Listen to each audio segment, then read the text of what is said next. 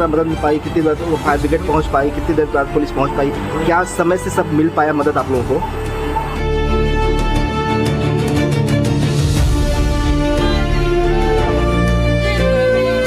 नहीं, आप देखिए बच्चे कैसे तड़प के भरे हैं, आपको पता है किस तरह की जान दे दी बच्चों ने, वो अपना भविष्य बनाने गए थे। होटल वाला कांड होने के बाद गवर्नमेंट ने सबको चेती नहीं, लोगों की एग्जिट पे ही आग लगी और लोग उतर नहीं पाए। कई लोगों की दम घुटने से, कई लोगों की जलने से मौत हुई। और ये भी दिक्कत है कि हॉस्पिटल में और क्या कहते हैं होटल्स वगैरह जितने हैं बार हैं, उनमें आपको 2500 लाइसेंस चाहिए हैं, ठीक है। जहाँ छोटे बच्चे पढ़ते हैं, आंखें बंद कर लो, आंखें बंद क्यों है ये लोग?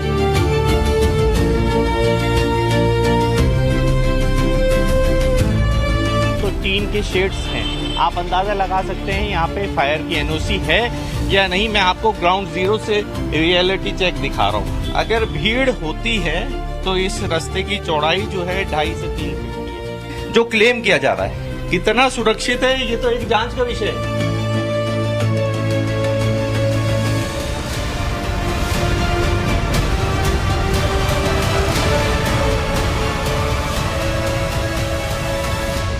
नमस्कार, आपके साथ मैं हूं Vidyanath Jha. Times now Navbharat LIC housing finance limited studio में आपका स्वागत। और वक्त हो गया है दोपहर की नंबर 1 डिबेट ब्रह्मास्त्र का। एक कोचिंग जहां पर सपनों को उड़ान मिलती थी, जहां आग की लपटों ने 15 जिंदगियों को हमेशा के लिए खामोश कर दिया। लखनऊ का यह अग्निकांड सिर्फ एक हादसा नहीं है, बल्कि सिस्टम की लापरवाही पर सबसे बड़ा सवाल है। लखनऊ से आई आग की ये तस्वीरें किसी हादसे की नहीं, बल्कि उस आपराधिक लापरवाही की कहानी कह रही हैं, जिसे प्रशासन ने न सिर्फ देखा बल्कि उसे पनपने की छूट भी दी। 15 मासूम जिंदगियां काल के गाल में समा गई, क्योंकि उन्हें बचाने के लिए ना तो कोई फायर सेफ्टी के इंतजाम थे और ना ही बाहर निकलने का कोई सुरक्षित रास्ता था। छात्र अपनी जान बचाने के लिए बाथरूम में छिप गए और धुएं में उनका दम घुट गया। ये सिर्फ 15 मौतें नहीं है, ये उस सिस्टम की नाकामी है जो हर घटना के बाद सिर्फ फाइलों में जांच बिठाती है, लेकिन जमीन पर कोई ठोस सुरक्षा के नियम कायदे दिखाई नहीं देते। अब तो देखिए, टाइम्स ऑफ नवभारत की रियलिटी चेक में जो सामने आया, आप देखेंगे सुनेंगे तो आप हैरान रह जाएंगे। कई इमारतों, कोचिंग सेंटर्स में सुरक्षा इंतजाम नाकाफी पाए गए। कहीं ना फायर सेफ्टी के पर्याप्त इंतजाम है, ना सुरक्षित इमरजेंसी एग्जिट है, और ना ही नियमों का पूरी तरीके से पालन किया जा रहा है। ऐसे में सवाल कई हैं। एक इमारत का ये मामला नहीं रह जाता है, बल्कि एक सिस्टम का मामला है। ये मुद्दा एक सिस्टम का है जो सिर्फ मौतों के बाद ही दिखाई देता है, चहलकदमी करते हुए, फाइलों में केस दर्ज करते हुए, ये दिखाते हुए कि देखिए इस घटना के बाद हमने ये कर दिया है, वो कर दिया। लखनऊ के कोचिंग सेंटर में जब आग लगी तो छात्र बाहर नहीं भाग पाए। वो मौत की आहट पहचान कर बाथरूम में छिपने की कोशिश कर अपनी जान बचाने की कोशिश कर, लेकिन उन्हें पता नहीं था कि बाहर निकलने का कोई रास्ता नहीं है, क्योंकि सिस्टम की फाइलों में सब कुछ ठीक चल रहा। दफ्तरों में बैठकर जांच का ढोंग करने वाले सुन लें, यह तस्वीर आज लखनऊ की नहीं है। हर शहर में ऐसे ही लक्षागृह हैं, जहां अगर इन पर बुलडोजर नहीं चला, अगर उन अधिकारियों के खिलाफ हत्या का मुकदमा दर्ज नहीं हुआ जिनकी मिलीभगत से ये मौत के जाल बुने गए, तो समझ लीजिए कि कल आपका बच्चा भी किसी ऐसे ही सिस्टम के संरक्षण वाली, पर्दा ढकने वाली आग में भस्म हो जाएगा, उसका शिकार हो सकता है। बड़ी खबर आपको बताता हूं, लखनऊ अग्निकांड की SIT जांच तेज की गई है। हादसे वाली जगह का SIT के लिए जायजा लेने के लिए वहां की टीम पहुंची हुई थी। शुरुआती जांच में ओवरलोडिंग का खुलासा हुआ कि 22 किलोवाट की जगह 38 किलोवाट का इस्तेमाल किया जा रहा है। यह इलेक्ट्रिक सप्लाई की बात है, जहां 22 किलोवाट का इस्तेमाल होना था, जहां पर मीटर 22 किलोवाट के लिए लगाया गया था, वहां पर 38 किलोवाट बिजली का इस्तेमाल हो रहा है। सीएम योगी ने 7 दिन में SIT से इसके बारे में डिटेल रिपोर्ट मांगी।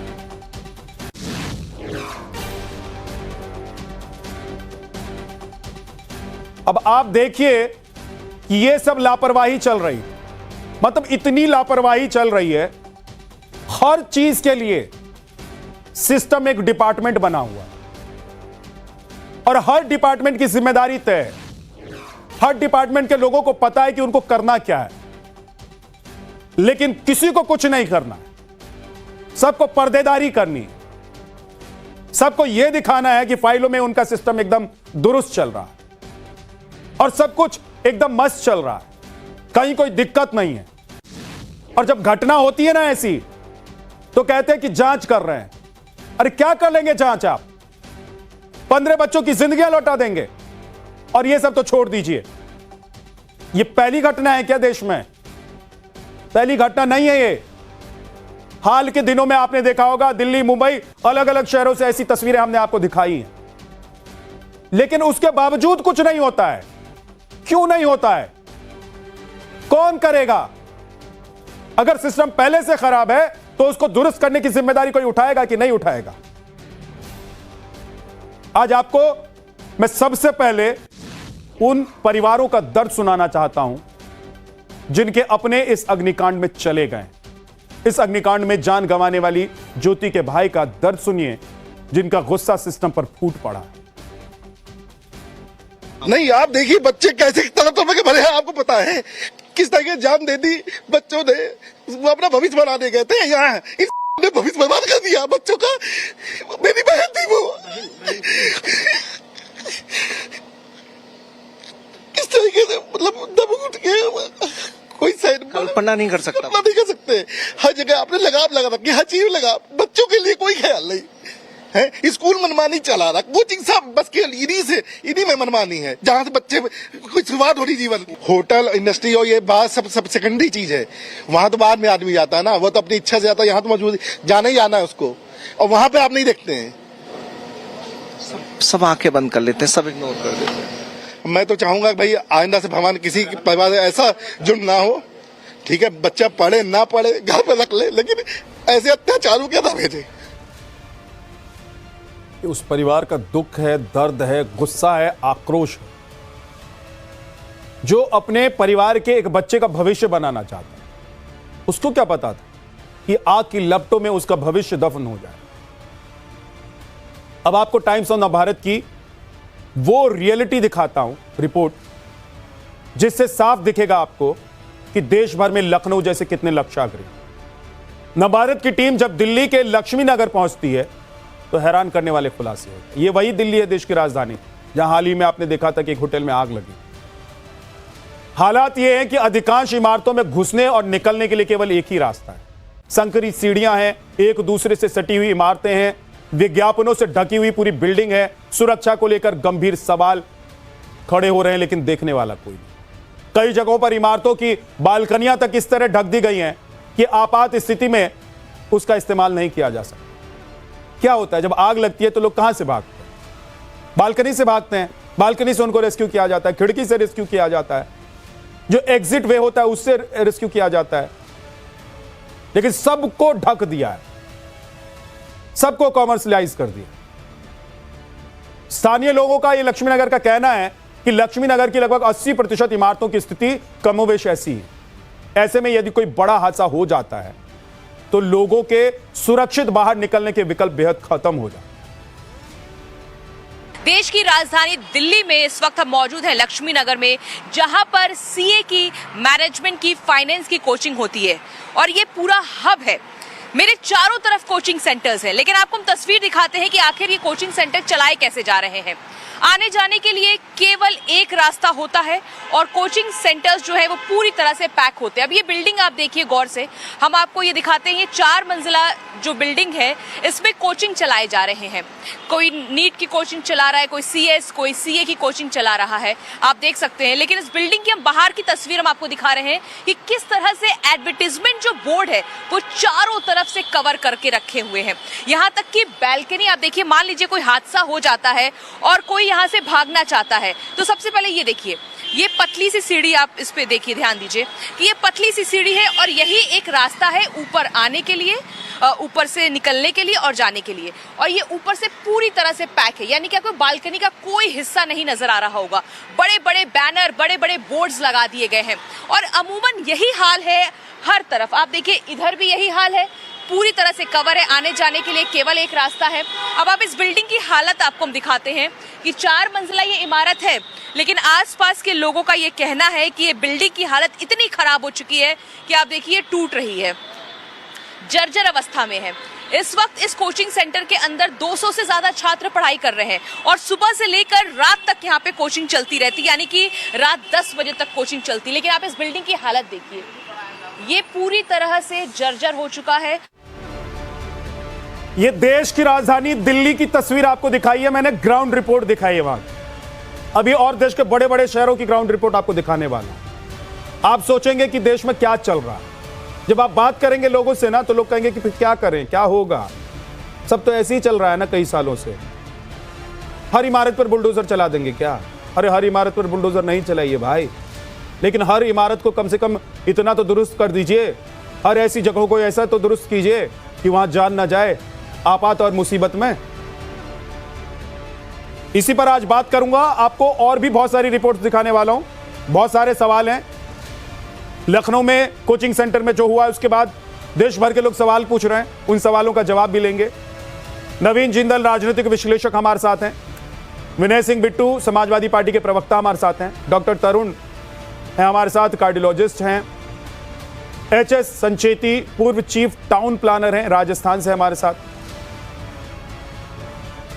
अनुपम शुक्ला फायर सेफ्टी एक्सपर्ट है। आप सभी का बहुत बहुत स्वागत।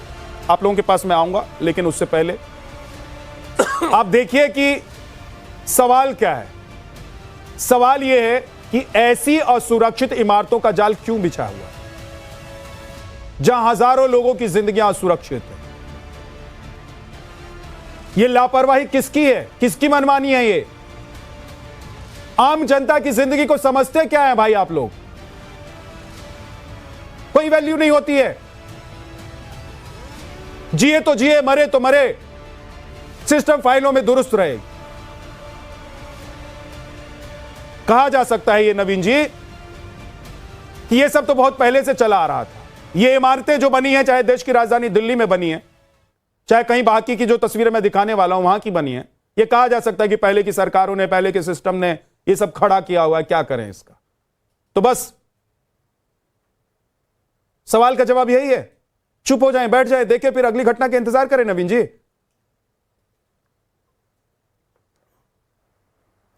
नहीं विद्यानाथ भाई, ऐसा तो नहीं होना चाहिए। चाहे ये बात सही है कि कभी के समय में बनी हो तो उसकी जांच करो। मैं तो कहता हूँ उस दौरान जिस समय की बिल्डिंग बनी है या जब इमारतें बनी हैं उस समय के जो वहाँ के म्यूनिसिपल कॉरपोरेशन के जेई है, एई है, या फिर जो बिल्डिंग डिपार्टमेंट के लोग हैं या पुलिस के लोग जो हैं या उस समय का निगम पार्षद जो उस क्षेत्र का है या विधायक, वो जिस भी पार्टी का हो, सब पे केस रजिस्टर्ड होना चाहिए। ये हत्या से ज़्यादा जघन्य अपराध कुछ नहीं हो सकता। चाहे किसी उसमें नई कोताही बरतनी चाहिए, किसी न किसी को तो इनिशिएटिव लेना ही पड़ेगा। कौन करेगा? लगातार बच्चों की जाने जा रही हैं, कौन करेगा? ये काम किसका है नवीन जी? ये काम राज्यों की सरकारों को करना चाहिए। मैं वही कह रहा हूँ विद्यानाथ भाई, ये काम राज्य की सरकारों का है। और मैं तमाम विपक्षी दल के लोगों से भी कहता हूँ कि राजनीति करने की जगह सरकार पर दबाव बनाए, अपने लोगों से प्रस्ताव पारित करें कि जिस भी क्षेत्र में चल रहा हो, चाहे उसमें उनका विधायक हो, चाहे दूसरी पार्टी रूलिंग पार्टी का विधायक हो, चाहे उस क्षेत्र में रूलिंग पार्टी का कारपोरेटर हो या उनका कारपोरेटर हो, अगर इस क्षेत्र में इस प्रकार की घटनाएं, इस प्रकार की इमारतें पाई जा रही हैं तो केस रजिस्टर करें। ये कहे ना कि शुरुआत हमसे करें, तो देखो कि दूसरे भी प्रेशर पड़ेगा। कोई तो शुरुआत करनी पड़ेगी ना। आज लखनऊ में है, दिल्ली के अंदर अभी आप लक्ष्मीनगर दिखा रहे हो, मैंने देखा नहीं, मेरे पास टीवी नहीं यहाँ पे, लेकिन लक्ष्मीनगर के अंदर मैं रहा हूँ, मैं जानता हूँ वहाँ की गली गली के अंदर क्या, क्योंकि सबसे ज़्यादा केंद्र के सचिवालय के बाद दिल्ली सरकार, केंद्र सरकार के नज़दीक में सबसे पहले लक्ष्मीनगर, शाहपुर ये एरिया आते हैं। पांडव नगर, इस एरिया के अंदर एजुकेशन के नाम पर छोटे छोटे कोचिंग इंस्टीट्यूट के माया जाल भरे पड़े हैं। यहाँ स्थिति की लोगों के अंदर छोटी छोटी गलियों में पार्किंग है नहीं, सड़कों पर पार्किंग है। अगर कोई घटना हो जाए तो किसी के बचने की उम्मीद नहीं है। आप तो वहाँ पे 10-20 लोग कह रहे हो, यहाँ तो 100 लोग से भी ज़्यादा जा सकते हैं। एक के साथ मकड़ी के छत्ते की तरह जो है, मधुमक्खी के छत्ते की तरह यहाँ पर कोचिंग इंस्टीट्यूट है। आपने सही दिखाया। मैं टाइम्स नाउ नवभारत की मुहिम को धन्यवाद देता हूँ, लेकिन सरकार को जागने के लिए, जगाने के लिए मैं फिर कहता हूँ सबको मिलकर के दबाव बनाना चाहिए। विनय सिंह बिट्टू जी, बात नहीं है। विनय सिंह बिट्टू जी, आप सहमत हैं नवीन जी की बातों से? आप इसको सबको साथ में लेना पड़ेगा। ठीक, देखिए, मैं सबसे पहले तो वहाँ पर जो हमारे भाई आज हमारे बीच नहीं रहे हैं, मैं उनके प्रति अपने नम आँखों से सच्ची श्रद्धांजलि अर्पित करता हूँ। ये राजनीति और पॉलिटिक्स का समय नहीं है, क्योंकि जब एक दिया जलता है ना तो हवा में वो किसी भी तरफ पकड़ सकता है, कोई उसका दिशा नहीं होता है, कोई भी उसके जद में आ सकता है। कोई भाजपा और सपा और कांग्रेस का मतलब नहीं है, सबके अपने परिवार है, सबके अपने बच्चे हैं। आज जो बच्चे हमारे बीच में नहीं है वो देश के भविष्य अपने परिवार के नौनिहाल थे, आज जो नहीं है बहुत ही दुखद रहा। पहली चीज। दूसरी चीज, मैं अभी आपने जो कहा है मैं बिल्कुल पूरी तरह से सहमत हूँ, क्योंकि ये कह देना कि पिछली की सरकारों में था हम क्या करें, तो ये सरकार 10 साल से मूंगफली तो छील नहीं रही है। अगर पिछली सरकारों में था तो क्या ये सरकार किस लिए बनी है? क्या उन्हें जांच नहीं करना चाहिए? जितने रिहायशी इलाके हैं वहां पर सब कमर्शियल एक्टिविटी चल रही है, क्या ये सरकार देख नहीं रही है? किन किन चीजों को बेचोगे आप? भारत को बेचोगे, लोगों की जिंदगियों को बेचोगे।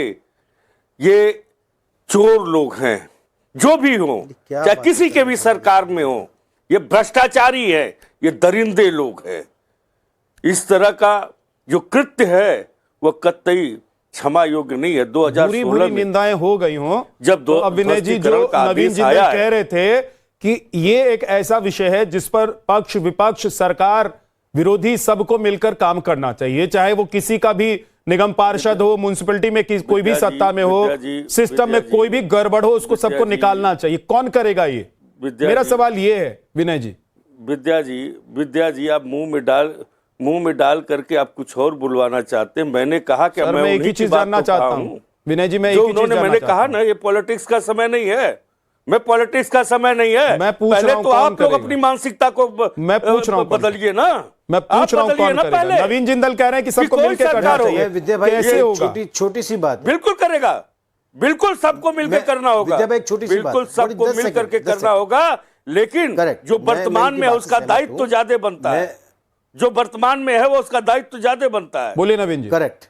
मैं आप लोग पहले अपनी मानसिकता को बदलें। मैं ये केवल इतना से कह रहा हूं कि जब लखनऊ में विपक्ष मैं एग्जांपल दे रहा हूं के हिसाब से, उत्तर प्रदेश के अंदर, सुनो भैया, मैं आप ही से कह रहा हूं, इनकी आवाज बहुत तेज आ रही है, मुझे निवेदन ये है कि भगवान का चंदा खा जाते हैं, जब जो है दिल्ली के अंदर अभी हाल के अंदर इंक्रोचमेंट हटाने के लिए राज्य सरकार ने काम किया, जो ऐसे इंस्टीट्यूट चल रहे थे या फिर सड़क के पास रोड के ऊपर इंक्रोचमेंट ही है, ये इंक्रोचमेंट हटाने के लिए काम किया, तब विरोध करने वहां पर समाजवादी पार्टी और दिल्ली में आम आदमी पार्टी के लोग थे। भैया जब इंक्रोचमेंट हटा रहे हैं तो आपको सहयोग करना पड़ेगा। आप ये मत सोचो ना कि मेरा वोट है तेरा वोट है। आपने दिल्ली में अंदर कहना शुरू कर दे, तय बाजारी के लोगों को हटा रहे, गरीबों को हटा रहे, उनको हटाया जा रहा है, ये गलत हो रहा है, नहीं होना चाहिए। आपने लखनऊ के अंदर प्रदर्शन किया 4 दिन तक लगाकर समाजवादी पार्टी ने कि भाई यहाँ पर आप जो है लगातार मकानों को तोड़ रहे, गरीबों पे तोड़ रहे, इन पे बुलडोजर चला रहे। अगर काम करे तो मुसीबत, नहीं करे तो मुसीबत। आप कह रहे हो सरकार को इंक्रोचमेंट हटाना चाहिए, मैं कह रहा हूँ सही बात है, लेकिन सभी लोगों को साथ में मिलकर के करना चाहिए। गरीब अमीर मत देखिए, इंक्रोचमेंट है। इंक्रोचमेंट चाहे बड़ा आदमी करता हो, छोटा आदमी करता हो, गलत करता है। अतिक्रमण हटाने के समय में आप सहयोग क्यों नहीं करते? अतिक्रमण हटाने के समय में आप उसके साथ क्यों खड़े जाते हो? राजनीति आपके तरफ सरकार को बड़ी बिल्डिंगें खड़ा करके दूसरी तरफ क्यों हटा रही हो? चिट भी मेरी, पट भी मेरी, फूटा मेरे बाप का। अब कैसी राजनीति कर रहे हो आप? कमर्शियल राजनीति। आज जो है रेजिडेंशियल एरिया में कमर्शियल एक्टिविटी एक बात मैं बताऊं नवीन जी, नवीन जी आप पत्रकारिता में रहे लंबे वक्त तक, उसके बाद आप राजनीति में। विनय जी तो राजनीति में है, मुझे नहीं पता इससे पहले, राजनीति से पहले विनय जी कहां थे, क्या कर रहे थे, लेकिन एक बात मैं बताता हूं, एक आम नागरिक होने के नाते भी आपको पता होगा। विनय जी सुन लीजिए विनय जी सुनिए, और नवीन जी सुनिए। एक आम व्यक्ति होने के नाते, आम नागरिक होने के नाते एक बात आप सभी को पता होगा कि आपके ही इलाके में, आपकी गली में, आपके मोहल्ले में ना कोई छोटी सी ऐसी सड़क भी बन रही होगी ना, छोटी सी सड़क बन रही होगी, वहां किसको कितना क्या जाना है ना सब तय हो जाता है। और अगर वो बंदरबाट नहीं हो रहा है ना बस, तो उसकी वजह से काम रुक जाता है। बहुत हद तक अब सिस्टम बदल रहा है देश, चाहे कोई भी हो, है ना, ये सबको पता है, लेकिन कोई कुछ कर नहीं पाता। मैं कह रहा हूं कि इस तरह के जो लक्षागृह है ना, इस तरह के लक्षागृह, इनके बंदरबाट का काम कब रुकेगा सर? इनके बंदरबाट का काम कब रुकेगा, कौन रोकेगा? सिस्टम में सब कुछ दुरुस्त है। एक तस्वीर दिखा रहा हूं, देखिए विनय जी आप भी और नवीन जी आप भी देखिए, बाकी पैनलिस्टों को भी मैं कहूंगा, अपने दर्शकों को कहूंगा कि देखिए, आप सिर्फ देखते जाइए कि क्या क्या चल रहा है और क्या क्या हो रहा है। लखनऊ में अग्निकांड की जो भयावह तस्वीर आई, उसके बाद हमने कहा कि भाई हम हर शहर की पड़ताल करेंगे, और आप सबको पता है कि आपके शहर में भी ये सब है।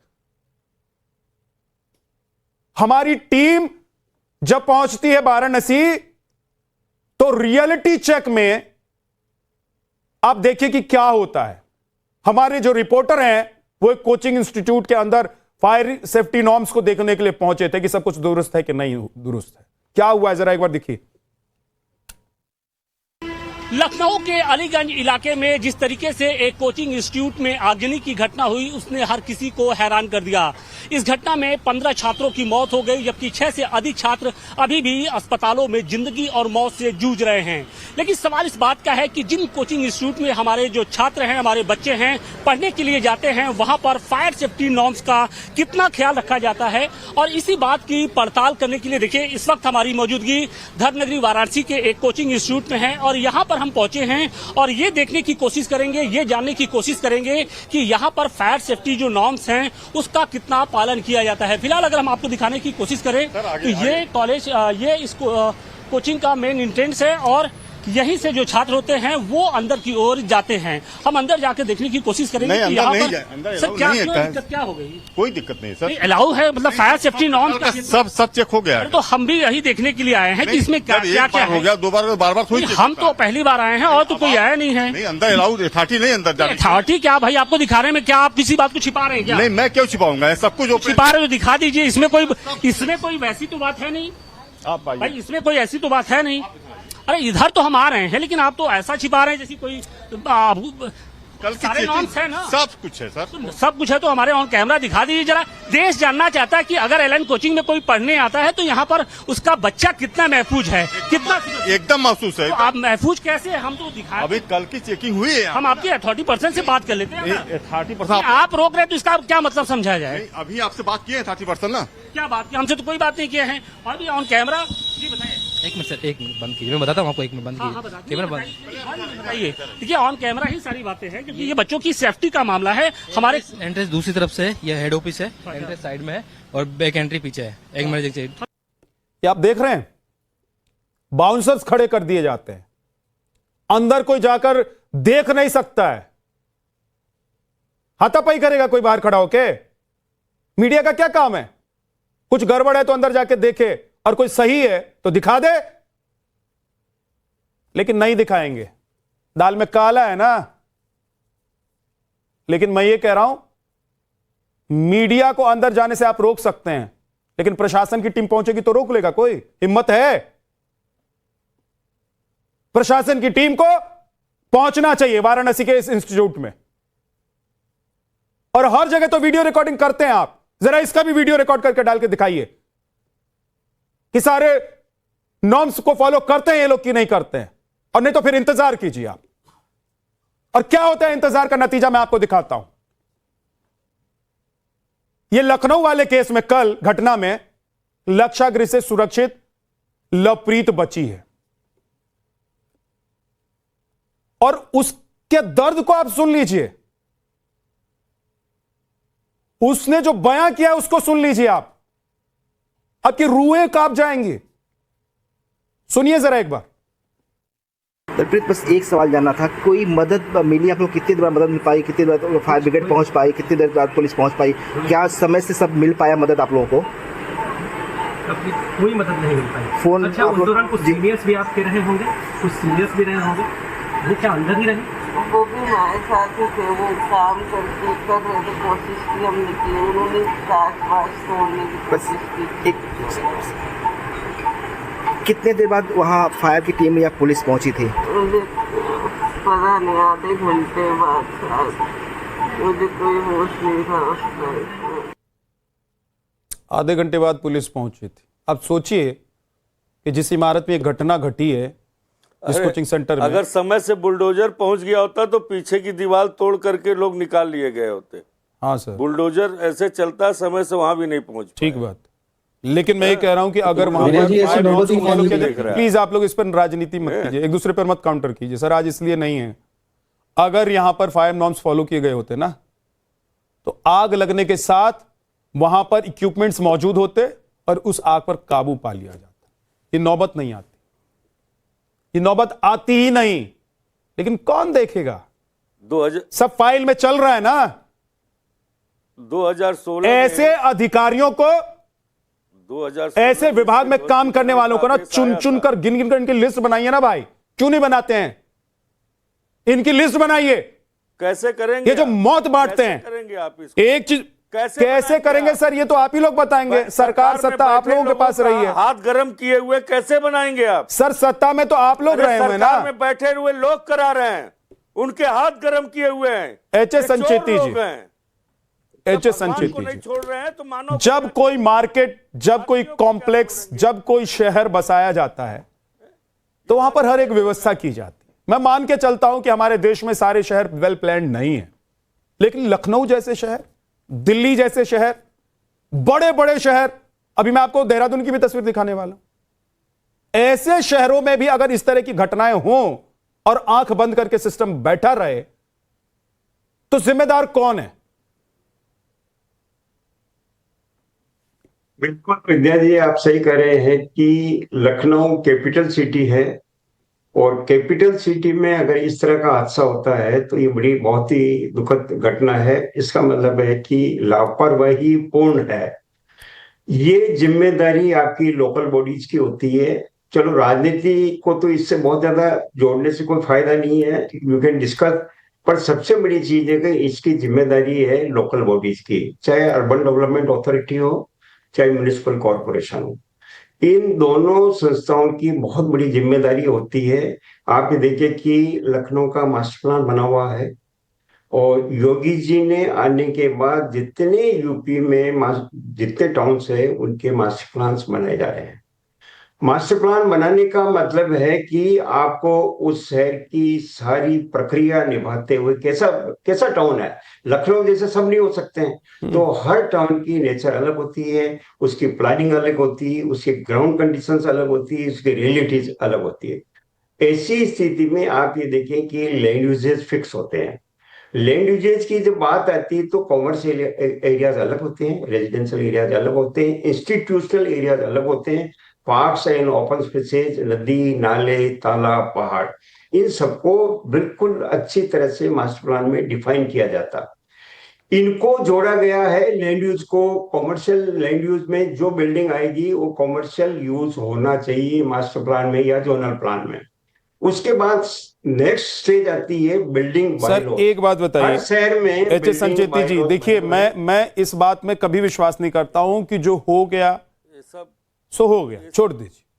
अब ये जो तस्वीरें हम लोग दिखा रहे हैं सर, इस तरह के हालात है, इसमें अब क्या किया जा सकता है? क्या इसका सॉल्यूशन क्या है? क्या हम इंतजार करते रहें कि ऐसी घटनाएं होंगी? इसमें सॉल्यूशन ये कि बिल्डिंग बायलॉज के अनुसार परमिशंस मिले, उसको डिफाइन करें। कॉमर्शियल एरियाज या जो भी रेजिडेंशियल एरियाज है उसमें कोचिंग सेंटर्स नहीं चलने चाहिए, इंस्टीट्यूशंस नहीं चलने चाहिए, और भी हॉस्पिटल्स वगैरह है और भी पब्लिक एक्टिविटीज वो नहीं चलनी चाहिए, क्योंकि वो उसके लिए डिजाइन नहीं किए हुए हैं। अभी आप त्राहिमाम मच जाएगा सर, इतने बच्चे जो अलग अलग कोचिंग सेंटर्स में पढ़ने जाते हैं वो पढ़ने नहीं जा पाएंगे, क्या करें, कहां पढ़ेंगे फिर?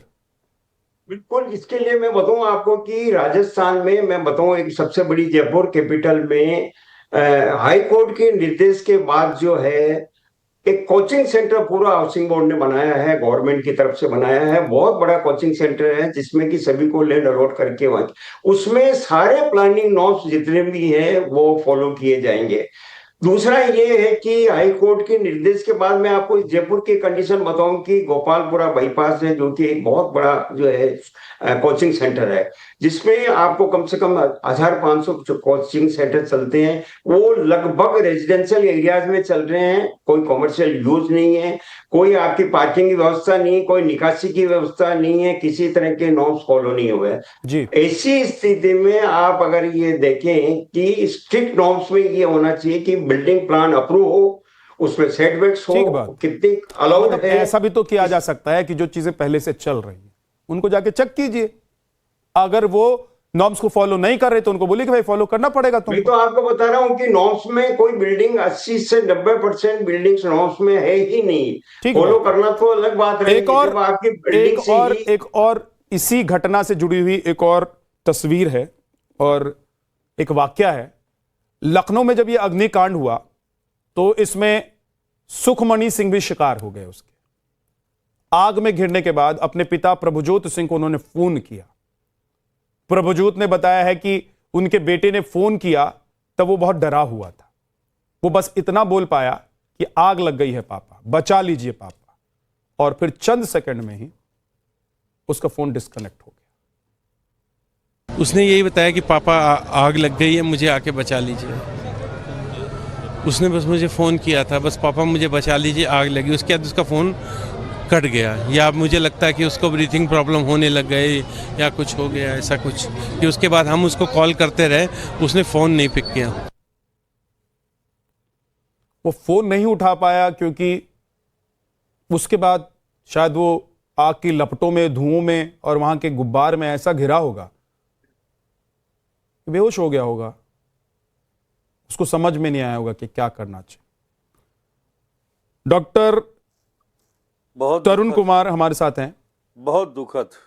डॉक्टर तरुण कुमार जी, ऐसी स्थिति में देखिए ये सिस्टम का रोना तो हर रोज का है ना। सिस्टम के चक्कर में ना जाने कितनी घटनाएं हो गई और कितनी चीजें हो गई, लेकिन सिस्टम नहीं सुधर रहा है। लेकिन सर, जब कोई व्यक्ति इस तरीके से फंस जाता है, कोई आदमी फंस जाता है इस सिचुएशन में, तो क्या करना चाहिए? ऐसी अर्जेंसी में वो क्या कर सकता है? ऐसी कंडीशन में सबसे पहले तो आपको वेंटिलेशन इंश्योर करना है। अगर कोई खिड़की दरवाजे खोल सकते हैं या तोड़ सकते हैं तो, ताकि धुआं बाहर जाए, है ना। तो अगर वो कर पाएंगे आप तो उसमें इजी हो जाता है कि,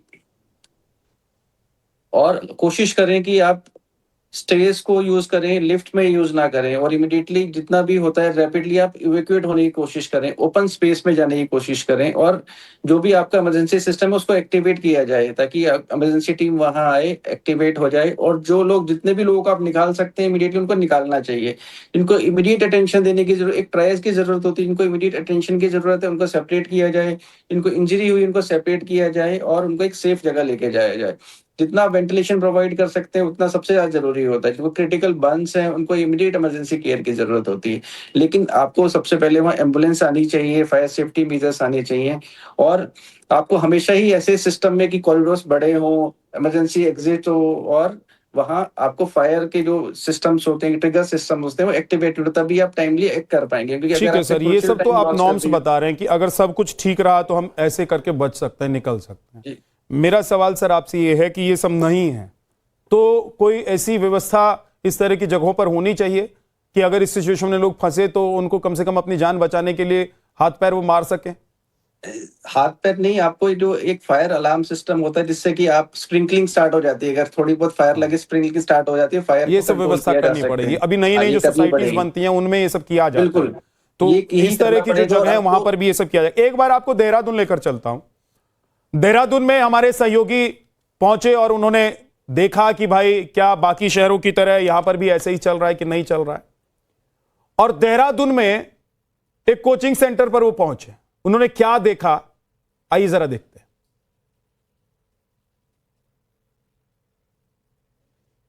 बीती शाम उत्तर प्रदेश की राजधानी लखनऊ में हुए बड़े हादसे के बाद 15 बच्चों की जान चली गई। ऐसे में एक रियलिटी चेक हम भी कर रहे हैं। हम उत्तराखंड में हैं, उत्तराखंड की राजधानी देहरादून में है। आपको दिखा रहा हूं मैं इस समय करणपुर क्षेत्र में हूं, जहां पर काफी संख्या में यहाँ पर कोचिंग सेंटर्स हैं, कई स्कूल कॉलेजेस हैं, तो यहाँ पे सेंटर्स चलाए जाते हैं। देखिए, सबसे पहले मैं जिस सेंटर के बाहर खड़ा हूँ, देखने में बड़ा अजीब सा लग रहा है। आप देखिए, ये जो सेंटर है द एकलव्य IAS एकेडमी है। ऊपर आप देखेंगे तो टीन के शेड्स हैं। आप अंदाजा लगा सकते हैं यहाँ पे फायर की NOC है या नहीं। मैं आपको ग्राउंड जीरो से रियलिटी चेक दिखा रहा हूँ। सबसे पहले ये इसका ये एंट्री गेट है एकलव्य के। हाँ, ये भी एंट्री गेट है, पीछे से भी है जाने का। अच्छा, तो फायर को लेके जैसे कल लखनऊ में घटना हुई, कैसे देखते हैं? आपका सेंटर कितना सुरक्षित लगता है? लगे हुए है फायर के लिए, वो ऑक्सीजन सिलेंडर लगे हुए हैं। हाँ, लगवा रखे सिलेंडर लगे हुए हैं फायर के लिए। हाँ जी। और सब तमाम चीजें हैं यहाँ पर? हाँ ऑलमोस्ट सारी चीजें हैं, बाकी अगर कोई घटना हो जाती है तो भागने का रास्ता कौन सा है? बाहर में दोनों रास्ते हैं, इधर से भी है पीछे से भी है। आइए मैं ऊपर भी दिखाता हूँ आपको किस तरह का शेड्स पे निर्माण किया गया है, बच्चे कितने सुरक्षित है इसकी रियलिटी चेक हम दिखा रहे हैं आपको। आइए मैं ऊपर भी दिखाता हूँ किस तरीके से यहाँ पर कितने सुरक्षित हैं यहाँ बच्चे पढ़ने वाले। आप देख रहे हैं ये बीच बाजार में टीन शेड के ऊपर एक कमरा बनाया गया है और 15 मीटर। तो आप देखिए कि किस तरीके से ये कोचिंग सेंटर्स चल रहा है। मतलब 2500 सर्टिफिकेट चाहिए होते हैं अगर आपको होटल खोलना है, आपको बार खोलना है, आपको रेस्टोरेंट खोलना है, लेकिन कोचिंग सेंटर ये सब ऐसे ही चल रहे हैं। अनुपम शुक्ला जी हमारे साथ हैं जो फायर सेफ्टी एक्सपर्ट है। अनुपम जी, ये इस तरह की जितनी इमारतें हैं या इस तरह के जितने वो काम जहां पर चल रहा है, चाहे कोचिंग का काम चल रहा है, पढ़ाई का काम चल रहा है, वहां पर ये सब नॉर्म्स फॉलो क्यों नहीं होते सर? विद्यानाथ जी, सबसे पहले तो जो मृतक बच्चे हैं उनके लिए और उनके परिवार के लिए मेरी भावपूर्ण श्रद्धांजलि और बहुत संवेदनाएं मेरी उनके साथ में है। जो आपने अभी एक बात निकाली कि पूरी दाल में कुछ काला है, वो दाल में काला नहीं है, दाल ही पूरी काली हो गई है। ये जो प्रशासन में बैठे हुए लोग हैं, जो ऑफिसर्स हैं, इसके जिम्मेदार हैं, वो इतने भ्रष्ट, करप्ट और इतने असंवेदनशील हैं कि जिसका कोई जवाब नहीं हो सकता है। अभी 1 साल पहले 2 साल पहले सूरत में एक्सीडेंट हुआ था, उससे हमने कुछ नहीं सीखा। अभी दिल्ली में होटल में एक्सीडेंट हुआ, उससे हमने कुछ नहीं सीखा। ठीक है, हम सीखते ही तो नहीं है, हम तो सीखते हैं सर, हम आपके जैसे लोग सीखते हैं, वो नहीं सीखते जिनको सीखने की जरूरत है। जिनको सीखने की जरूरत है। सिस्टम तब जगता है जब हम लोग उसको डंडा मार के जगाने की कोशिश करते हैं, बाकी टाइम वो फाइलों में सोया रहता है क्योंकि उसका फाइल दुरुस्त रहता है। बहुत बहुत शुक्रिया आप सभी मेहमानों का।